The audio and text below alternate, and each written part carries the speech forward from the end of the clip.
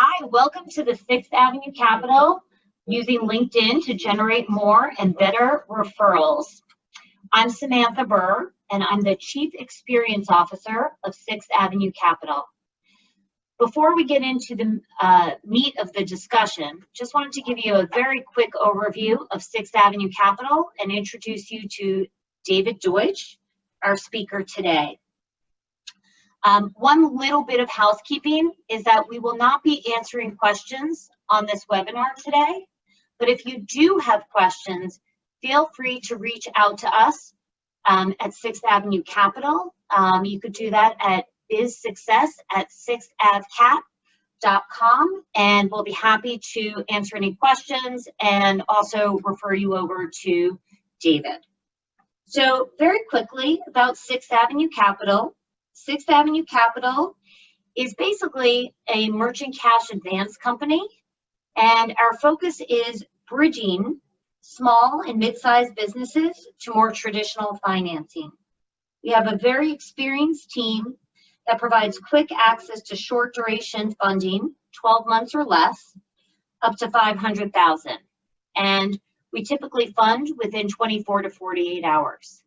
That's a little bit about 6th Avenue Capital. I am personally thrilled to welcome David to this presentation. I've known David for a while. He's not only working with 6th Avenue Capital, but he's also a personal friend who is really one of the most knowledgeable people when it comes to LinkedIn. You'll see on his bio page that he's been on LinkedIn since 2005. But really, he's been focused on lead generation and relationship management using LinkedIn and optimizing LinkedIn for about a decade.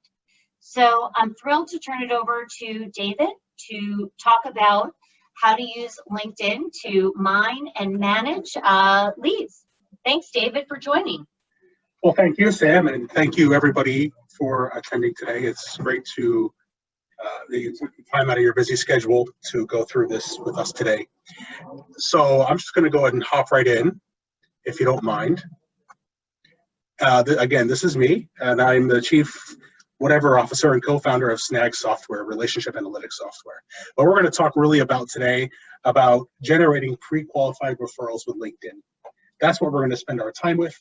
And my goal for you today is to leave here with enough knowledge that you should be able to actually generate referrals for yourself by the end of today's presentation. I know it sounds like a tall order, but I'm pretty sure that we can get there. So before we get there though, first we have to have the right mindset. People find this a little bit surprising. They think that you have to talk about mindset when it comes to social media and social networks, and LinkedIn especially. But your mindset is super important. So we're going to go over the things you need to know to get the right mindset. Then we're going to talk about LinkedIn and then how to use LinkedIn to actually get referrals. Okay, so this first part's a PowerPoint presentation about how to get the right mindset together for you. So have the right mindset, you need several things. Number one thing that you need is to completely rethink social networks. A lot of people have preconceived notions about what social networking is. I want you, just for today, forget what you think it is, okay? Because our approach is very, very different than most. It's not about getting likes. It's not about getting followers. It's not about people sharing your content, and it's not about marketing. This is not what social networks are for me and how to use LinkedIn properly. Social network is truly about people and relationships. I want you to start thinking about the people that you know, the people that they know, and the kind of relationships that you can build with those people. I want you to really stop thinking about how do I get people to like my content? How do I get shares? I want you to think about this in terms of people and relationships. Mindset number two that you need here, you as a business owner or a sales executive or whatever have two objectives. You want to grow your business and or sleep better at night, ideally both. So do your prospects. So when we make contact with your prospects, I want you to remember, don't talk about fluff. Don't talk about why you do what you do. Talk about how you are going to solve their problems. Not the steps that you take to get there, but solve their problems. And everyone's problem is make more money, sleep better at night, ideally both. So focus on that. That's your results. Mindset number three, This stuff can only be used to open doors. It cannot and should not be used to close deals. Do not use this to close deals. This is about really, this is your basic sales pipeline, open the door, nurture the lead, close the deal, right? It's just, I mean, there's a lot that goes into it, obviously. This is your basic sales pipeline. This is our focus. Nothing more, nothing less. Get the door open. Nurturing the lead and closing the deal are up to you. Mindset number 4 that you need, know your ideal customer profile. This is super important. Know exactly who you want to meet. Your ideal customer profile can be a direct client, including their title, the industry they're in, the location, their size, their interests individually, alumni groups. Also, it could an ideal customer could be a center of influence. It could be a CPA, an attorney, a consultant, an advisor, a wealth manager, or whatever. So this could be one of your ideal customers, right? This is the CEO or a COO of a software startup with 11 to 200 employees in the greater New York City area. That could be your ideal customer. Ideal customer could be a wealth manager who focuses on ultra high net worth individuals with 500 million in assets under management in the greater Los Angeles area. Or it could be a CPA, a managing partner of a CPA firm with 11 to 50 employees in the greater Fort Worth area who focuses on real estate. So I want you to think about who it is you want to meet. And it's actually a little bit challenging sometimes to really narrow it down in terms of their title, where they are, what they do, and then you have to figure out how you solve their problems, as I said earlier. Okay, so moving right along. Next question is, how do you get meetings with these folks? That's an interesting question. What do you do to get meetings? That comes to mindset number 5. I want you to find things in common with them, right? And LinkedIn can help you do that. Things in common such as a mutual connection, school alumni, work alumni, social activism, volunteer groups, industries you work with, right? Those kinds of commonalities are going to help warm up introductions to the people that you want to meet. So that's what we're going to do. We're going to dig through LinkedIn, specifically Sales Navigator, to find those things in common to get those meetings on your calendar. Mindset number 6, this is something that you're probably not going to like, but it has to be said. Nobody cares about you. I'm sorry, it's just true. This is business. Nobody cares about you. How do I know this? You don't care about me, do you? I guarantee you there's not a single person on this webinar who cares about me, okay? And that's okay. It's okay. I mean, I'll cry when I get home, but I'll be fine. Look, the fact is, just because you don't care about me, I can make you care about me. How do we do that? Well, how do you make people care about you? There's an opportunity here. And the opportunity to make someone care is to give. I call this aggressive giving, right? Give to people and expect nothing in return. And asking questions like, how can I help you? That is how you build relationships with folks. They will care about you if you give to them rather than asking for something from them, right? And mindset number 7, this is really important. This strikes to the heart of what we're getting at here. And if you remember nothing else today, I want you to remember this. The most powerful social network in the world is not on the internet. The most powerful social network in the world is yours, okay? It's the people you like, know, and trust, and the people who like, know, and trust you. That has always been the case. That will always be the case, right? And there's a treasure trove of data in those real world relationships that each of us have. And there's been no good way to unlock this information until now. And that's what we're going to talk about, specifically LinkedIn and LinkedIn Sales Navigator. Okay, so we're going to go ahead and hop on to get another screen open here, if you don't mind. Just bear with me a second.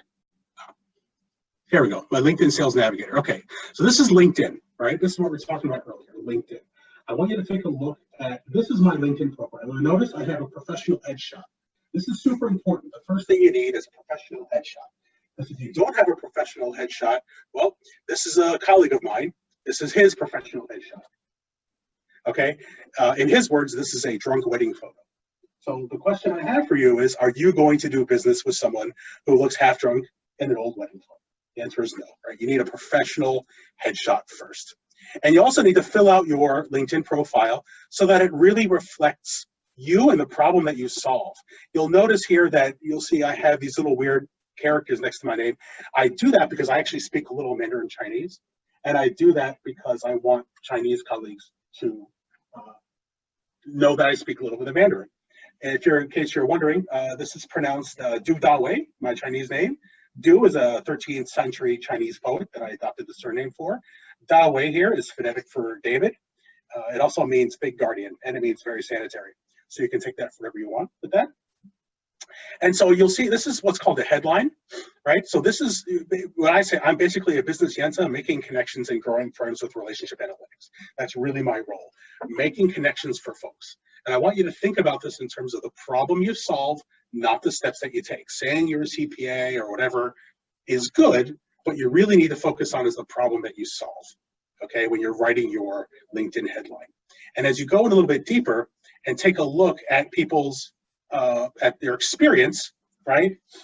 Over the past 8 years, my career has focused on answering one question: what is the business case for using social networks? And I went ahead and I did some detail about what that actually means. What's the business case for social networks? And for me, the business case for social networks is putting meetings on calendars with decision makers. That's really the best application I've ever been able to find with social networking. And I have my education and everything else and all my background. And this is super important. I want you to take a look. LinkedIn, a bunch of years ago, started doing something called endorsements, right? What you would do is you would add in skills and then people would endorse you for those skills. I personally don't find endorsements to be very useful. And I'll show you what I mean. So strategy planning, business planning, competitive analysis, blogging, right? Social media, 99 people have endorsed me for that.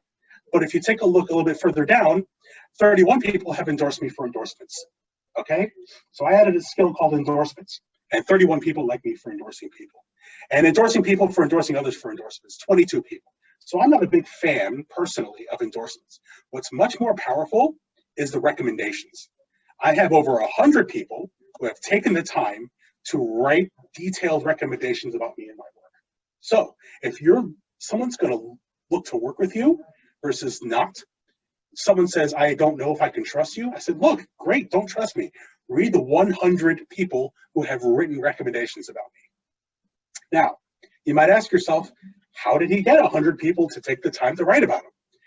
The answer is obviously I did a good job, I helped people, but really the key is I've actually given 67 recommendations to people. So what I want you to do as action item, when you get back to your office or you get off of this webinar, is to give recommendations to people that have helped you. That alone could easily put meetings on your calendars. I've had clients who absolutely have gotten meetings on calendars just by giving recommendations on LinkedIn, okay? So really updating your entire profile to reflect your business value proposition and the problem that you solve is very important, but it's only step one.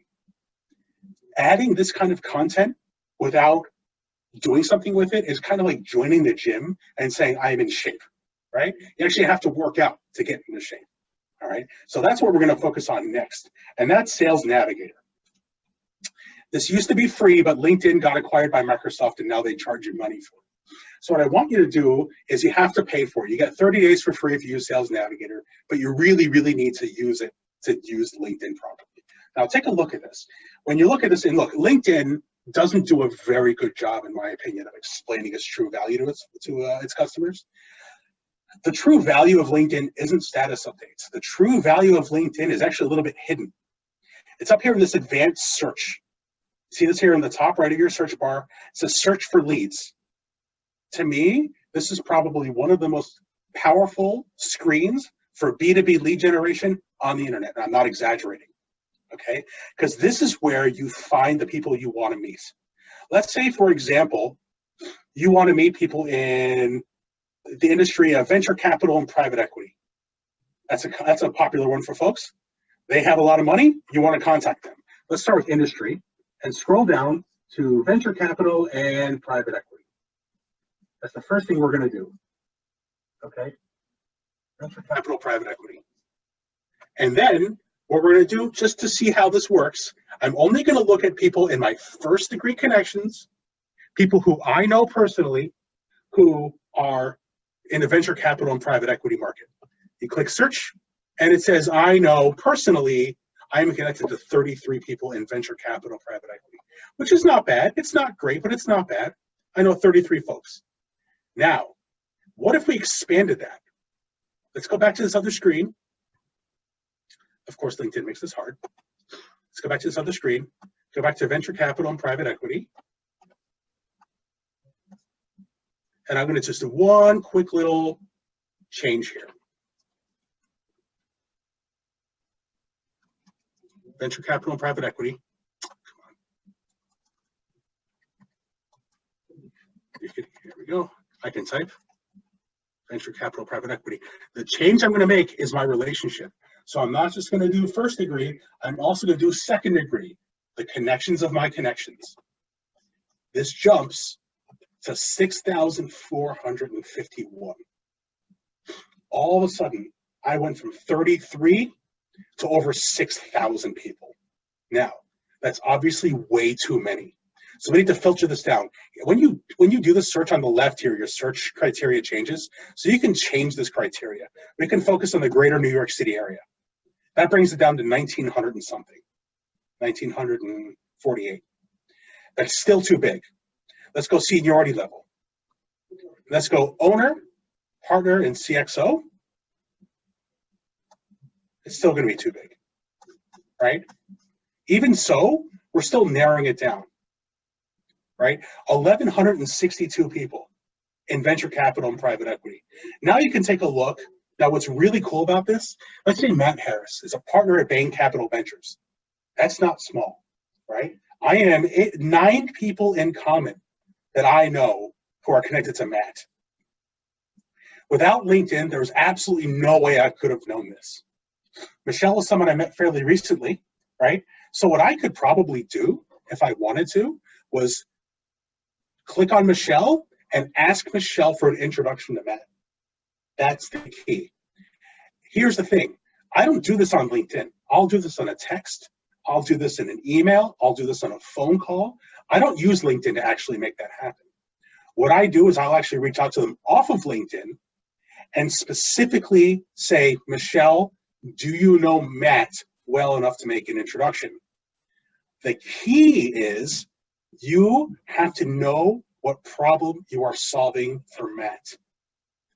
Don't say, I have a startup. I know someone who has a startup. My cousin has a startup who wants to get funded. Matt hears that 20 times a day. Remember earlier I said you have to know who your target market is and the problem you solve for them. That's so important because when you reach out to Matt, you got to know how to ask Michelle or Mark or Will or any of these people in common, Anand or whomever, to get Matt, I'd love to meet you. But you've got to give a reason for him. He's inundated with people wanting to meet him. I guarantee you he is. If you can find a clear, concise message to get a meeting with him, that's going to absolutely jump you to the front of the line. And I know this because I do it all the time for myself. It's really, it's a bit of a trick and it takes some time to flesh it out. But I say hop off of LinkedIn, get on an email, find the people you know in common, and ask for introductions. Principal at Primary Venture Partners, Jason, right? Again, I know 14 people who are connected to Jason, but without LinkedIn, there's no way I could have known that. Use that information to hop on an email and get introduced to them. Okay? Now, there's a lot more to LinkedIn. There's so much more I could go into in detail, but I really don't want to right now. What I want to do is actually hit pause on this presentation, and because I don't want to overwhelm you. There's so much here, but those 2 things that I just showed you. Number one, give recommendations to folks. Number 2, know your ideal customer profile. Search for leads. Put those criteria in here and search and get introduced to folks. That should keep you busy for a while, okay?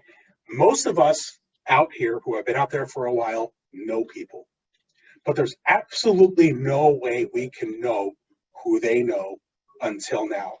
And incidentally, you can also throw in school. You can also throw in, if you want to really narrow it down, like I went to University of Southern California. If you do that, I have 5 people who meet my criteria. So now we have something else we can talk about in common. We both went to USC. That's super powerful too. If you can talk about the schools that you went to in common, and you can, I went to, that was my graduate school, but you can enter in, that's really an important one here. Throw in where you went to school, and that will change the dynamic here. So if you went to Rutgers, there's 19. Hey there, Senior Vice President at Head of New York Life Ventures, right? We know 3 people in common and we went to the same school. I'd love to have a conversation with you, whatever your message happens to be, okay? So I want you to think about this in terms of how we're gonna use this technology. There are many, many ways to search these filters, right? There are many ways to filter this out. Years of company, title, and you have to do research on your own. Is this a good person for you, and so on and so forth. But I want you to just really think carefully about who you want to meet, what's in it for them, and how are you going to get introduced to them through a mutual center of influence, through your school, or whatever it happens to be. So I want you, that's your homework assignment. And it takes a little time, it takes a little practice, but with time and practice, I am not a genius. If I can do it, you can do it. Because remember, like I said earlier, this is about people and relationships, not technology. I like to say a bad reputation with a good social network will only accelerate your decline, right? So think about the people you know, the people like, know, and trust and comment, and use that information to put those meetings on your calendar. So I guess that we'll just go ahead and wrap it up. If you have any, go ahead. Sam would like to have a couple of words, if you don't mind. Go ahead, Sam. So I just wanted to say thank you so much for attending. We will be sending this presentation out to everyone on email. And if you have any questions, as a reminder, don't hesitate to reach us at bizsuccess@sixavcap.com. Again, thank you so much for attending, and please don't hesitate to ask us any questions. Take care. Have a great day. Thanks, everyone.